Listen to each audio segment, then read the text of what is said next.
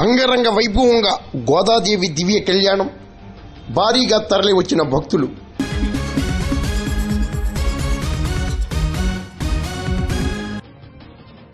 కాకినాడ జిల్లా పెదపూడి మండలం సంపర ప్రాచీన వెంకటేశ్వర స్వామి సన్నిధిలో సోమవారం ధనుర్మాస వేడుకల్లో భాగంగా గోదాదేవి రంగనాథ స్వాముల దివ్య కళ్యాణం అంగరంగ వైభవంగా జరిగింది.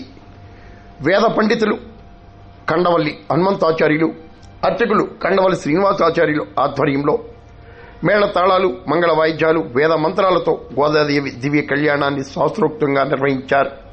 పరిసర ప్రాంతాల భక్తులు పెద్ద ఎత్తున స్వామి కళ్యాణ వేడుకల్లో పాల్గొన్నారు.